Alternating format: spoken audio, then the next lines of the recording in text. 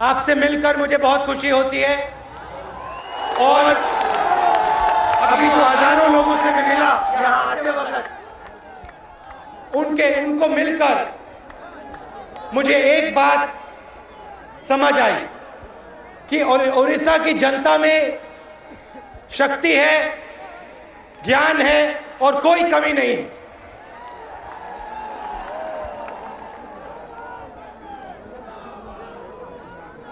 शायद देश का सबसे अमीर प्रदेश उड़ीसा है। यहां पे नेचुरल रिसोर्सेज हैं, लोहा है, कोयला है, बॉक्साइट है, मैंगनीज है,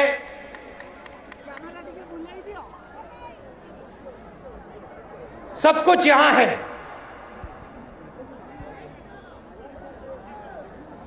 जंगल है, समुद्र है, कोस्टलाइन है। आपके पास विकास के लिए जो भी चीजें चाहिए होती हैं, आपके पास सब की सब है। पैसे की कोई कमी नहीं है। कमी यह है कि जो आपका पैसा है, आपके कोयले का पैसा, आपके मैंगनीज का पैसा, वो आप तक नहीं पहुंचता है, वो बीच में गायब हो जाता है।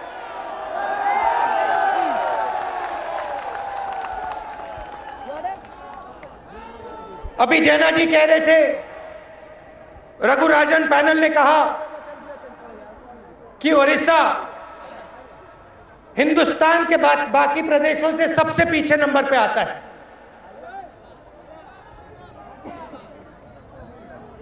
साढ़े 3,000 किसानों ने आत्महत्या की और 10 लाख युवा इस प्रदेश में बेरोजगार है।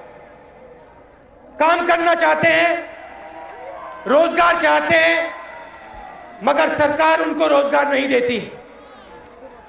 और 30 में से 22 डिस्ट्रिक्ट नक्सल डिस्ट्रिक्ट माने जाते हैं, जहां नक्सलवाद। अगर आप बीपीएल लिस्ट को देखें, गरीबों को देखें, तो तकरीबन 1/3 पॉपुलेशन आपका गरीबी रेखा के नीचे है। और आदिवासियों और दलितों पे जहां भी आप देखें प्रदेश में अत्याचार। स्कूल बंद पड़े हैं, स्कूल में अध्यापक नहीं है, हॉस्पिटल बंद पड़े हैं, हॉस्पिटल में डॉक्टर नहीं। ये किसका काम है? ये उड़ीसा की सरकार का काम है। और उड़ीसा की सरकार स्कूल नहीं चलाती, अस्पताल नहीं चलाती है, आपका पैसा लेती है और माइनिंग जो माफिया हैं उनको आपका पैसा दिलवाती है। 60,000 करोड़ रुपए 60,000 करोड़ रुपए लोहा और मैंगनीज लूटा गया है। इस पैसे से आपको फायदा होना चाहिए था, उड़ीसा की जनता को फायदा होना चाहिए था, मगर चुने हुए लोगों को फायदा हुआ, माइनिंग माफिया को फायदा हुआ और आप देखते रह गए।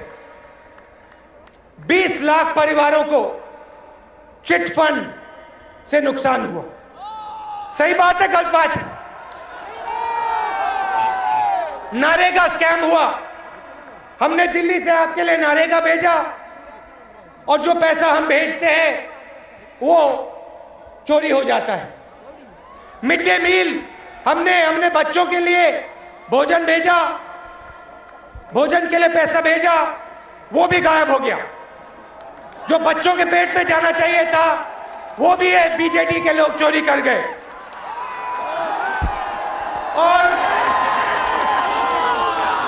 और जो बीपीएल परिवारों के लिए चावल था उसको भी नहीं छोड़ा, ये भी उठा के खा गए। और फिर हमें कहते हैं भैया दिल्ली की सरकार पैसा नहीं भेजती। जितना पैसा हमने पिछले 5 सालों में भेजा, इतिहास में ओडिशा को किसी और सरकार ने नहीं भेजा। और जो हमने भेजा वो ये इस्तेमाल नहीं करते हैं। अभी जैना जी ने मुझे बताया 5,000 करोड़ रुपए इन्होंने इस्तेमाल नहीं किया और फिर कहते हैं भैया पैसा नहीं भेजा जाता है। और दिल्ली की सरकार ने क्या किया? हमने अधिकार की बात की, अधिकार की राजनीति की बात की। भोजन का अधिकार, हिंदुस्तान के हर परिवार को गारंटी करके हमने भोजन दिलवाया। यह नहीं पूछा भैया ये किसी जात का, किसी धर्म का है तो उसे भोजन दो। हर एक व्यक्ति को हमने भोजन देने की बात की, मनरेगा की बात की, जमीनी अधिग्रहण बिल दिलवाया, आरटीआई दिलवाया, जिससे पहले जो भ्रष्टाचार छुपा रहता था वो बाहर आया। और सबसे बड़ी लड़ाई न्यामगिरी में हमने लड़ी, आदिवासियों की लड़ाई। आदिवासियों की लड़ाई लड़ी और जो उनका हक था, उनकी जमीन थी, उनको हमने वापस दिलवाई। और यही लड़ाई ओडिशा में लड़नी है। और मैं कांग्रेस पार्टी के लोगों से कहना चाहता हूं कि अमीर प्रदेश है, यहां जनता गरीब है मगर प्रदेश अमीर है। जो आपका पैसा है, जनता का पैसा है, कांग्रेस पार्टी को वो लड़ाई लड़नी है। न्यामगिरी की लड़ाई, आदिवासियों की लड़ाई, दलितों की लड़ाई, आम आदमी की लड़ाई, गरीबों की लड़ाई, पिछड़े लोगों की लड़ाई। और मैंने जैना जी से कहा है आप निकलिए, गांव गांव में जाइए, लड़िए, भ्रष्ट सरकार से लड़िए, जनता के लिए लड़िए, गरीबों के लिए लड़िए, कमजोर लोगों के लड़िए। और हिंदुस्तान में जो 70 करोड़ लोग हैं जो गरीबी रेखा के ऊपर हैं और जो मिडिल क्लास के नीचे हैं, उनकी लड़ाई लड़िए, दलितों की लड़ाई लड़िए, आदिवासियों की लड़ाई लड़िए, महिलाओं की लड़ाई लड़िए। और यहां जो भ्रष्ट सरकार है, जो आपका पैसा लेती है, लूटती है, उससे लड़ाई लड़िए और लड़ाई जीतिए। यहां पे एक बार फिर दलितों की, आदिवासियों की, गरीबों की सरकार लाइए। और जो आपका पैसा है, जो आज आपसे लूटा जा रहा है, ये जो महिलाएं आई हैं, जो आपका पैसा आपसे लूटा जा रहा है, वो एक बार फिर जनता के बीच ले जाइए, जनता को दीजिए और जनता के विकास में डालिए। स्कूल चलाने के लिए, हॉस्पिटल चलाने के लिए ये पैसा पहुंचाइए। कांग्रेस पार्टी के जो वर्कर हैं, मैं आपसे कहना चाहता हूं, आपके सामने यहां चुनाव, अब आप ये चुनाव लड़िए, बीजेडी को यहां से निकालिए और एक ऐसी सरकार लाइए जो कांग्रेस पार्टी की सरकार हो और जनता के लिए लड़े, आम आदमी के लिए लड़े, गरीबों के लिए लड़े। आप सब दूर दूर से आए, इसके लिए बहुत बहुत धन्यवाद। जय हिंद, नमस्कार।